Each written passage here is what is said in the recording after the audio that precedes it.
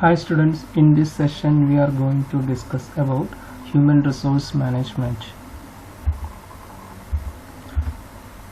What do you mean by human resource management? Human resource management or HRM involves employing people, developing their resources, utilizing, maintaining and compensating their services in tune with job and organizational requirements. അത് human resource മാനേജ്മെൻറ്റിൻ്റെ ജോലി എന്ന് പറയുന്നത് employing people, recruiting people, developing their resources. Developing resources means giving training and utilizing their services in tune with their job and organizational requirements. Okay, അതായത് അവരെ recruit ചെയ്ത് എംപ്ലോയീസിന് human HRMൻ്റെ ജോലി എന്ന് പറയുന്നത്, ഹ്യൂമൻ റിസോഴ്സ് മാനേജ്മെൻറ്റ് എന്ന് പറയുന്നത് മാൻ പവർ റിക്രൂട്ട് ചെയ്ത് അവരെ ഓർഗനൈസേഷൻ റിക്വയർമെൻറ്റ്സിന് യൂട്ടിലൈസ് ചെയ്യുന്നതിന് വേണ്ടിയാണ് HRM പ്രവർത്തിക്കുന്നത്. It strives to use human resources effectively in order to exceed the target of the organization. It is also known as personnel management, labor management, manpower management, personnel administration, etc. Right ആയിട്ടുള്ള പേഴ്സണെ right പ്ലേസിൽ recruit ചെയ്യുകയാണെങ്കിൽ നമുക്ക് wastage of material, money, time and energy can be minimised. അപ്പം functions of human resource management. Functions of HRM can be classified into managerial functions and operative functions. Managerial functions വരുന്നതാണ് planning, organising, directing and controlling. Operative ഫങ്ഷൻസിൽ വരുന്നതാണ് procurement of personnel, development of personnel, compensation of personnel, employees benefit schemes, maintaining good industrial relations, record keeping, personnel planning and evaluation. Procurement of personnel എന്ന് പറഞ്ഞാൽ personal recruit ചെയ്യുക എന്നുള്ളത്. Development of personnel എന്ന് പറഞ്ഞാൽ giving training. Compensation എന്ന് പറയുന്നത് വേജസുമായിട്ട് വരുന്നതാണ്. Employees benefit schemes എന്ന് പറയുന്നത് എംപ്ലോയീസിന് ബെനിഫിറ്റ് ആയിട്ടുള്ള സ്കീംസ് ഓരോ കമ്പനിയും കൊടുക്കും. അപ്പം അതാണ് എംപ്ലോയീസ് ബെനിഫിറ്റ്. ഫോർ എക്സാമ്പിൾ, അതായത് ഇപ്പം മെഡിക്കൽ ബെനിഫിറ്റ് അല്ലെങ്കിൽ LTC, ലീവ് ട്രാവൽ ബെനിഫിറ്റ്സ്, അങ്ങനെയുള്ള ഒരുപാട് ഇതുപോലെ വേറെ ഇഷ്ടംപോലെ ബെനിഫിറ്റ്, പിന്നെ ട്രാൻസ്പോർട്ട് അലവൻസ്, അങ്ങനെ അതൊക്കെയാണ് എംപ്ലോയീസ് ബെനിഫിറ്റ് സ്കീംസ് എന്ന് പറയുന്നത്. Maintaining good industrial relations, record keeping, personnel planning and evaluation. ഇത്രയാണ് ഓപ്പറേറ്റീവ് ഫങ്ഷൻസിൽ വരുന്നത്. ഈ components of human resource development.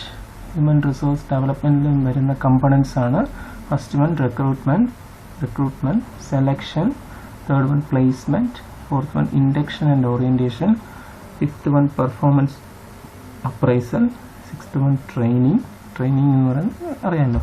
Performance appraisal എന്ന് പറഞ്ഞാൽ വരുന്നില്ല, ഫീഡ്ബാക്ക്. അതായത് നമ്മളൊരു ഒരാളെ റിക്രൂട്ട് ചെയ്തിട്ട് പോസ്റ്റ് ചെയ്യണമെങ്കിൽ, ജോലിക്ക് പോസ്റ്റ് ചെയ്യണമെങ്കിൽ അയാളുടെ പെർഫോമൻസ് ഫീഡ്ബാക്ക് എടുക്കുക, അതിനാണ് പെർഫോമൻസ് അപ്രൈസൽ എന്ന് പറയുന്നത്. Career planning and development, compensation, social and cultural programs, employee counseling, monetary rewards, etc. ഇതൊക്കെയാണ് components of human resource development.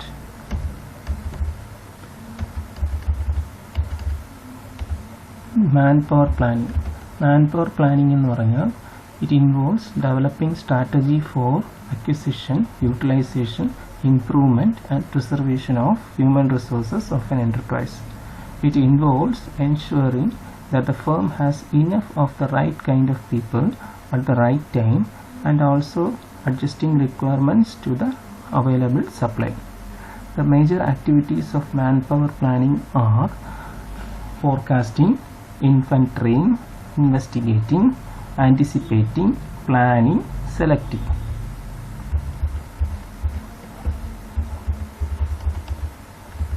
Requirements of manpower planning. It should be done sufficiently in advance. Manpower planning should be done sufficiently in advance.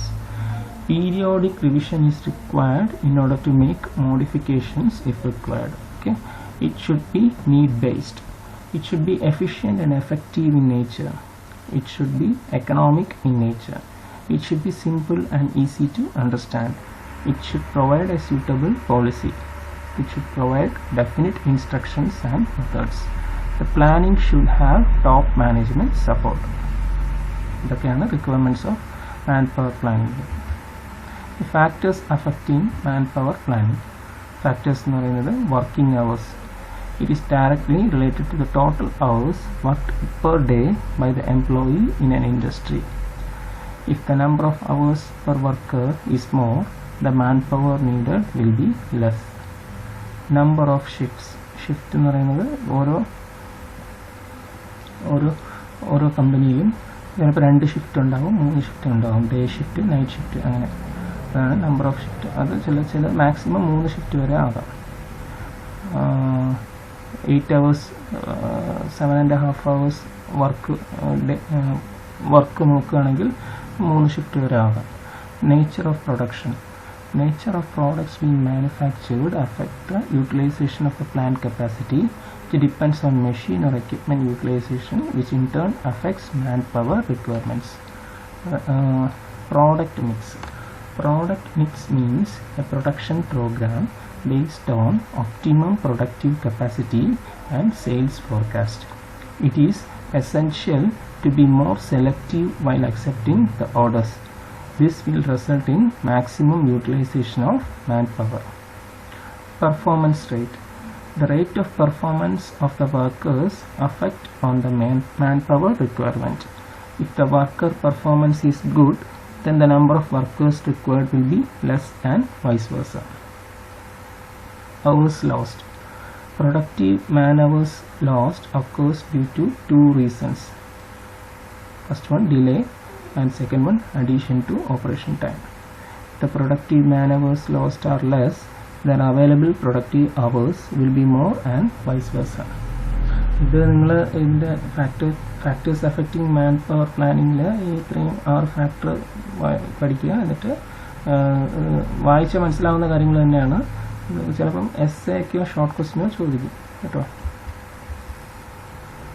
Man power planning process. ഇതൊരു schematic ഡയഗ്രാമാണ് കാണിച്ചിരിക്കുന്നത്. First step company objectives and strategic plans. Second one, അത് കഴിഞ്ഞിട്ട് manpower analysis, current manpower analysis ചെയ്യും. എന്നിട്ട് forecasting പ്രവചിക്കും. ഇത്ര man power requirement ഉണ്ട് എന്ന് പ്രവചിക്കും. Compare the current and future requirements. എന്നിട്ട് ഇപ്പോഴത്തെ റിക്വയർമെൻറ്റും ഫ്യൂച്ചർ റിക്വയർമെൻറ്റും കമ്പയർ ചെയ്യും. ഇൻവെസ്റ്റിഗേറ്റ്, അത് കഴിഞ്ഞിട്ട് next step investigate the job requirements, job description and qualities of worker. അത് കഴിഞ്ഞിട്ട് പ്ലാനിങ്. ഇതെല്ലാം കഴിഞ്ഞ ശേഷമാണ് റിക്രൂട്ട്മെൻറ്റിന് വേണ്ടി പ്ലാൻ ചെയ്യുന്നത്. ആൻഡ് റിക്രൂട്ട്മെൻറ്റിന് വേണ്ടി പ്ലാൻ ചെയ്ത് selection, training, appraisal and development, retirement, replacement, ഇതെല്ലാം ഇത് കഴിഞ്ഞിട്ടുള്ള സ്റ്റെപ്പാണ്. അതായത് ഇതൊക്കെ പ്ലാൻ ചെയ്യുന്ന കാര്യമാണ്. എത്ര പേരെ റിക്രൂട്ട് ചെയ്യണം, സെലക്ട് ചെയ്യണം, ട്രെയിൻ ചെയ്യണം, പിന്നെ ഡെവലപ്പ് ചെയ്ത് എത്ര പേർക്ക് ട്രെയിനിങ് കൊടുക്കണം, റിട്ടയർമെൻറ്റ് എത്ര പേര് റിട്ടയർ ആകുന്നുണ്ട്, പിന്നെ എത്ര പേര് റീപ്ലേസ് ചെയ്യണം, ഇതെല്ലാം പ്ലാൻ ചെയ്യുന്നു. ഇത് കഴിഞ്ഞിട്ട് decide to recruit or subcontract. ഇതെല്ലാം ഡിസൈഡ് ചെയ്യുന്നത് ടോപ്പ് മാനേജ്മെൻ്റ് ആണ്. അവരുടെ അപ്രൂവൽ ഉണ്ടെങ്കിലേ നമുക്ക് റിക്രൂട്ട് ചെയ്യണോ സബ് കോൺട്രാക്റ്റിന് കൊടുക്കണോ എന്ന് തീരുമാനിക്കാൻ പറ്റുള്ളൂ.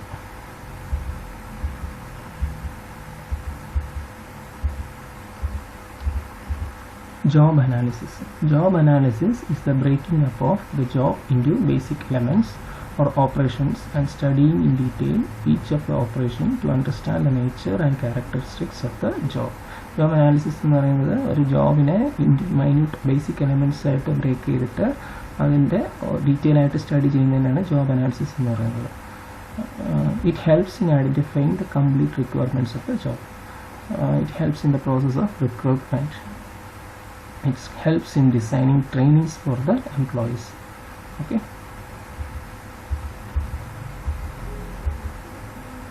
Job evaluation ചെയ്യുന്നത് it is required to determine the relative value of the job in an organization and to determine the basic wage of that job. അതായത് ഒരു പർട്ടിക്കുലർ ജോബിന് അതിൻ്റെ വേജ് നിശ്ചയിക്കുന്നതിന് വേണ്ടിയാണ് ജോബ് ഇവാലുവേറ്റ് ചെയ്യുന്നത്. Okay, objectives of job evaluation: to decide the values of different jobs in the organization, aims to provide equal pay for all jobs of equal value. It identifies the responsibility and authority associated with each job to provide a basis for recruitment, selection, training, promotion and transfer of the employees, to improve employee-employer relations, to resolve wage disputes, to evaluate new jobs and to determine relative worth of the jobs for determining wages, to minimize labor turnover.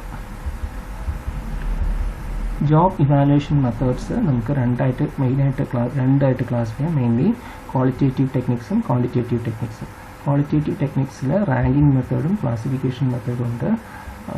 Quantitative ടെക്നിക്സിൽ factor comparison method and point rating method. Qualitative ടെക്നിക്കിൽ ranking മെത്തേഡാണ് explain ചെയ്യാൻ പോകുന്നത്.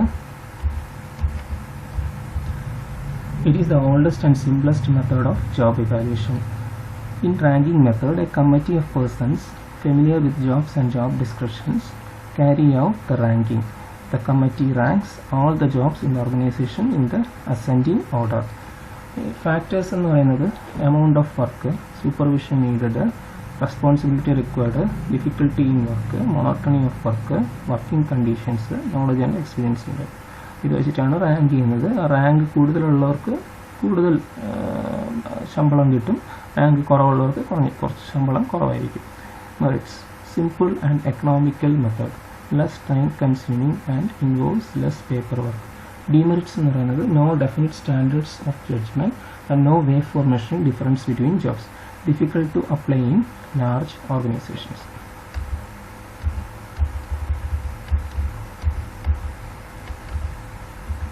അടുത്തത് qualitative job evaluation ടെക്നിക്കിൽ തന്നെ രണ്ടാമത്തത് classification method, grading method. It is also known as rating method. In this method, jobs are classified or graded in groups or levels of equal skill, difficulty, responsibility, importance and other requirements. This method places groups of jobs into job classes or job grades. Job evaluation committee classifies the jobs of similar skills, difficulties, responsibilities under one group or grade. All jobs in the same grade should receive same wage. In this ഈ ഒരു type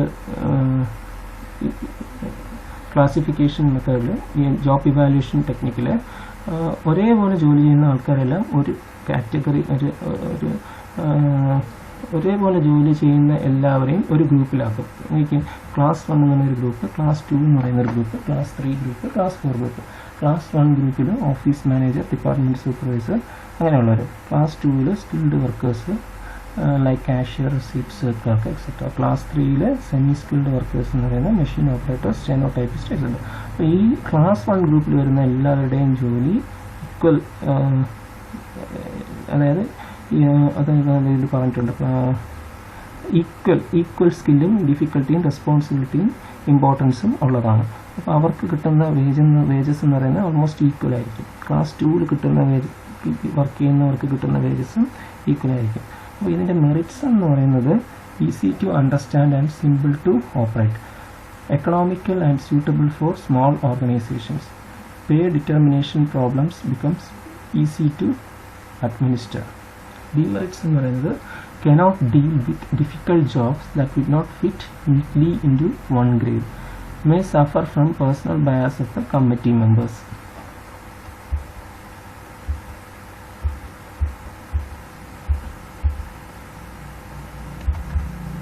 Quantitative job evaluation technique factor comparison method. In the factor comparison method, it employs a 5-factor scale for analysis for comparing and evaluating different jobs. 5 factors are ഇവിടെ ഒരു ടേബിളിൽ കൊടുത്തിട്ടുണ്ട്. Skill, mental effort, physical effort, responsibility, working conditions. അതാണ് 5 factors. ഈ 5 factors വെച്ചിട്ട് 5, അതായത് key jobs, ഞാനിവിടെ 5 key jobs ആണ് എടുത്തിരിക്കുന്നത്. J1, J2, J3, J4.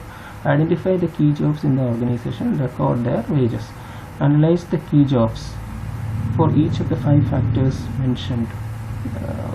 Analyze the key jobs for each of the 5 factors mentioned. അപ്പോൾ ഓരോ കീ ജോബ് 1 സ്കില്ലിൽ 180 റുപ്പീസാണ് കൊടുത്തിരിക്കുന്നത്. Key job 2 key job 1 mental എഫേർട്ടിന് 40 റുപ്പീസ്. ഇതെല്ലാം എമൗണ്ട് ആയിട്ട് എടുക്കുക, റുപ്പീസ് ആയിട്ട് എടുക്കുക. അപ്പം കീ ജോബ് 1 സ്കില്ലും മെൻ്റലും ഫിസിക്കലും ഇതെല്ലാം കൂടെ ചേർത്ത് വരുന്ന സാലറി 780 ആണ്. ഓക്കെ. കീ ജോബ് 2 അതുപോലെ അത് വരുമ്പോൾ 660. So allocate the salary paid for each job amongst the 5 factors in proportion to the requirements or importance of the job. This formulates a money rating scale for each of the 5 factors. അപ്പോൾ ഇത് നമുക്ക് ഇങ്ങനെ ഒരു മണി rating scale കിട്ടും. അതായത് 780, 660, 620, 940. അപ്പം അത് വെച്ചിട്ട് നമുക്ക് ഈ നമ്മുടെ ആക്ച്വൽ ആ ജോബിൻ്റെ നമുക്കത് ഓരോ സ്കില്ലിനെയും നമുക്ക് ഒപ്റ്റിമൈസ് ചെയ്യാൻ പറ്റും. അപ്പോൾ സ്കിൽ ഈ ജോബ് ഏത് ജോബാണോ ഇവാലുവേറ്റ് ചെയ്യേണ്ടത് അത് നമുക്ക് ഒരു ഒപ്റ്റിമൈസ് വാല്യൂ നമുക്ക് കാൽക്കുലേഷൻ വെച്ചിട്ട് കിട്ടും. അപ്പോൾ സ്കില്ലിന് 100 കിട്ടും, മെൻ്റൽ എഫേർട്ടിന് 60, ഫിസിക്കൽ എഫേർട്ടിന് 60, റെസ്പോൺസിബിലിറ്റിക്ക് 220, വർക്കിംഗ് കണ്ടീഷന് 120. അങ്ങനെ ഇതെല്ലാം കൂടെ കൂട്ടുമ്പോൾ 560. ഈ 560 ആണ് ഒപ്റ്റിമം ഇവാലുവേഷൻ, ജോബ് കറക്റ്റായിട്ട് കിട്ടുന്നത്. As per the job requirements determine the importance of each factor and assign monetary values to each factor. Okay. ഇതിൻ്റെ മെറിറ്റ്സ് എന്ന് പറയുന്നത് more objective method of evaluation, fairly easy method to explain to employees. It helps in determining the relative worth of different jobs. Use of limited number of factors ensures less chances of overlapping and overweighting or weighting of factors. Demerits: it is expensive and time consuming method. Using the same 5 factors for evaluating jobs may not always be appropriate because jobs differ across and within organizations.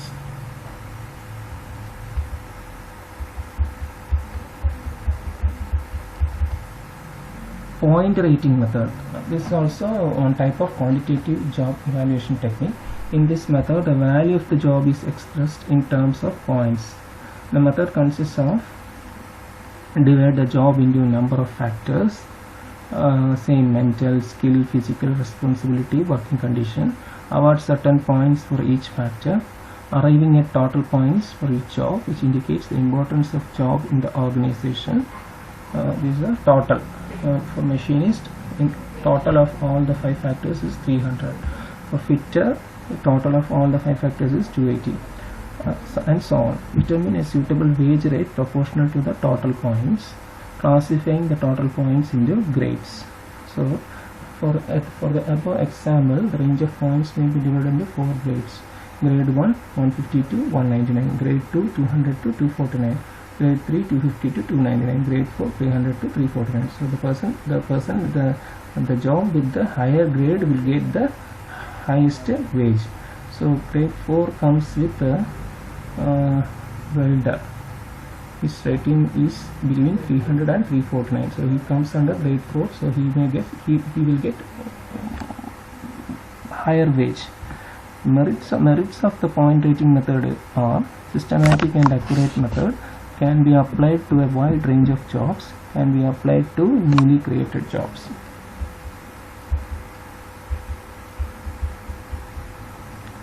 Merit rating or performance appraisal. Merit rating assesses the merit of the person doing the job. It measures the extent to which an employee meets the job requirements. It measures the loyalty, integrity, intelligence, leadership qualities, dependability, character, etc. of the employee. Merit rating is done for the purpose of wage increment, promotions, transfers, special assignments, training, discharge. The following factors are used for merit rating of the employee. Standard output, character. Please look into this table. Each factor is divided into different grades like excellent, very good, good, fair, poor, etc. And for each grade, certain marks are fixed. Merit factors are selected for an employee to be rated. Marks are awarded by the raters for each factor. Total marks obtained is the rating of that employee. Training is essential to improve productivity and quality, to attain precision and clarity in the business. These are the requirements of training. And types of training are on-the-job training, apprentice training, vestibular school training, training by skilled and experienced workers. On-the-job training is in this method, the supervisor explains the use of machines, tools and procedure for the performance of the job to the new worker. Apprentice training. In apprentice training, the training attends certain theory class or course as well as practical training. In vestibule training, trainees will be admitted to the training school where they undergo a course and practice in similar type of machines of that of a shop floor. Training by skilled and experienced workers. In this kind of training, the new worker is attached with the skilled and experienced workers. Labor turnover. Labor turnover is the ratio of number of workers who have left their job on their accord to the average number of workers employed in a factory during a given time. It is the shifting of workforce into and out of the organization during a specific period. Labor turnover is equal to number of workers leaving during a period divided by average number of workers employed during the period. Short question ആയിട്ട് ചോദിക്കാം, 2 mark ചോദിക്കാം, not ചെയ്ത് പഠിച്ചു വെച്ചോളുക.